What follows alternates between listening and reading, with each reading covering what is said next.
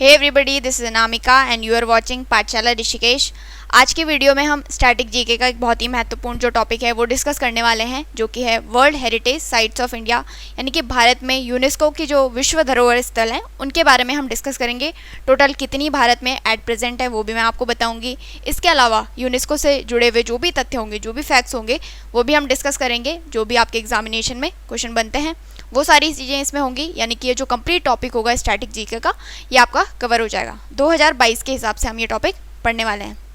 आगे बढ़ने से पहले मैंने आपके लिए क्वेश्चन रखा है जिसका आंसर आप देने की कोशिश करेंगे। आपको पूछा है कि यूनेस्को की विश्व धरोहर स्थल हम्पी, यानी कि हम्पी जो है वो यूनेस्को की एक वर्ल्ड हेरिटेज साइट है भारत में, तो ये कौन सी नदी के किनारे है, इसका आंसर आपको बताना है। ऑप्शन है तुंगभद्रा, गोदावरी, कावेरी या काली रिवर। तो हम्पी आपको पता होना चाहिए, साउथ में ये है, तो आप उस हिसाब से आंसर करने की कोशिश कीजिएगा। सही आंसर मैं आपको वीडियो के एंड में दूंगी। फिलहाल हम आ जाते हैं अपने टॉपिक पे। तो सबसे पहले यूनेस्को के बारे में डिस्कस कर लेते हैं। इससे रिलेटेड जो बेसिक फैक्ट्स होंगे वो आपको पता होने चाहिए। इसकी फुल फॉर्म जरूर आपको पूछी जाती है आपके एग्जामिनेशन में।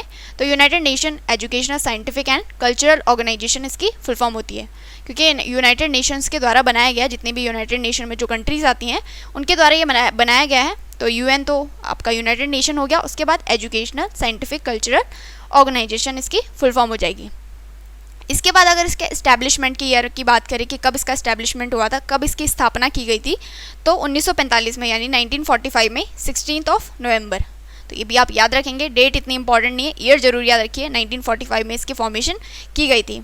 उसी के एक साल बाद भारत ने इसको ज्वाइन करा था, यानी कि 1946 में। तो ये भी पूछा जा सकता है कि जो भारत है इसकी मेंबर कंट्री कब से है, तो ये हो जाएगा आपका 1946। हेडक्वार्टर्स जरूर याद रखिए, पेरिस फ्रांस में आपको इसके हेडक्वार्टर्स देखने को मिलेंगे। अभी बात करें करंट में इसके डायरेक्टर जनरल कौन है, तो एंड्रे एजोले इनका नाम है, जो कि इसके डायरेक्टर जनरल हो जाएंगे। और टोटल जो मेंबर कंट्रीज़ हैं जो आपकी यूनेस्को के अंडर आती हैं, तो वो 193 हो जाएंगी, जिसमें से कि हमारा भारत भी एक है। अभी भारत में बात करें, यानी कि 2022 की हम बात कर रहे हैं, तो अभी हमारे पास टोटल कितनी यूनेस्को की वर्ल्ड हेरिटेज साइट है, तो 40 ये नंबर में हो जाएंगी, जिसमें से कि 2 जो हैं वो लेटेस्ट अभी जुड़ी हैं, यानी कि 2021 में ही वो जुड़ी हैं। तो उनके नाम आपको ज़रूर पता होने चाहिए, आगे मैं वो बताऊंगी। तो इसमें भी 3 जो कैटेगरीज हैं उसमें इनको डिवाइड किया जाता है। तो एक होती है आपकी नेचुरल जो हेरिटेज साइट होती है, एक कल्चरल होती है और एक मिक्स्ड होती है। तो भारत में 7 नेचुरल हैं, 32 जो हैं वो कल्चरल हेरिटेज साइट है और एक है आपकी मिक्स्ड। तो ये आपको ज़रूर याद रखनी है, इसका नाम भी मैं अभी आपको आगे बताऊंगी, और बाकी सारे ही हम साथ साथ चलते चलते इसको याद करते हुए चलेंगे। तो सबसे पहले हम मिक्स के बारे में बात कर ले, तो कि जो एक भारत में मिक्स वर्ल्ड हेरिटेज साइट है उसका नाम क्या है। तो मिक्स का मतलब क्या होता है, इसमें नेचुरल और कल्चरल दोनों इंपॉर्टेंस इसमें होती होंगी, इसलिए इसको मिक्स्ड की कैटेगरी में रखा गया है। नाम इसका है कंचनजंगा नेशनल पार्क। और कहाँ पे ये मिलेगा, तो सिक्किम में ये लोकेटेड है, यानी कि हमारे सिक्किम राज्य में आपको कंचनजंगा नेशनल पार्क मिलेगा। वही है आपकी यूनेस्को की mix world heritage site from India. Year और ऑफ नोटिफिकेशन का क्या मतलब है कि कब इसको ये दर्जा दिया गया था, तो 2016 में इसको ये दर्जा मिला था। और कंचनजंगा आपको पता होना चाहिए कि ये वर्ल्ड की 3rd हाईएस्ट पीक है, तो ये भी आप यहाँ से याद रखते हुए चलेंगे। फिर हमने बात की थी कि नेचुरल वर्ल्ड हेरिटेज साइट होती है, मिक्स्ड के बाद हम नेचुरल के बारे में बात करेंगे, क्योंकि ये भी 7 है नंबर में, तो आपके लिए याद रखना ईजी होगा और याद रखना बहुत ज़रूरी है। इसके अलावा आपको यहाँ से क्वेश्चन नेशनल पार्क से भी पूछा जा सकता है। नॉर्मली आपको पता होना चाहिए कि ये जो नेशनल पार्क है कौन से स्टेट में मौजूद हैं। अब वर्ल्ड हेरिटेज साइट्स तो ये हैं, इसके साथ साथ ये नेशनल पार्क भी हैं, तो दो काम आपके एक साथ हो रहे हैं, तो बहुत ही अच्छी बात है। पहला है आपका काजीरंगा नेशनल पार्क, ये सब लोगों को पता होगा, असम में आपको देखने को मिलेगा। फिर आता है वेस्टर्न घाट्स। वेस्टर्न घाट जो है वो बहुत सारे राज्यों में फैला हुआ है, जो हमारा वेस्टर्न एरिया है, यानी कि महाराष्ट्र, गोवा, कर्नाटका, तमिलनाडु और केरला। तो इन राज्यों में फैला हुआ ये जो घाट है इसको बोला जाता है वेस्टर्न घाट। वेस्टर्न घाट और ईस्टर्न घाट 2 घाट आपने सुने होंगे। जो हमारा वेस्टर्न घाट होता है वो सबसे ज़्यादा बायोडाइवर्सिटी भारत की कवर करता है, तो ये भी आपका जो वर्ल्ड हेरिटेज साइट का दर्जा इसको मिला हुआ है। फिर आता है आपका सुंदरबन नेशनल पार्क, ये मिलेगा आपको वेस्ट बंगाल में, तो ये भी इंपॉर्टेंट है। सुंदरबन जो डेल्टा आपने सुना होगा, वर्ल्ड का सबसे बड़ा डेल्टा जो है सुंदरबन डेल्टा, तो ये वेस्ट बंगाल में ही मिलेगा। तो जो सुंदरबन नेशनल पार्क है वो आपका वर्ल्ड हेरिटेज साइट में आ जाएगा। फिर आता है नंदा देवी नेशनल पार्क और वैली ऑफ फ्लावर्स, तो ये मिलेगा आपको उत्तराखंड में।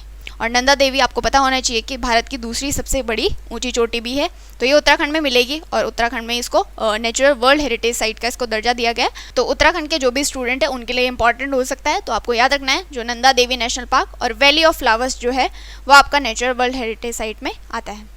इसके बाद आता है केवलादेवी घाना नेशनल पार्क। ये कहाँ मिलेगा आपको? ये मिलेगा राजस्थान में।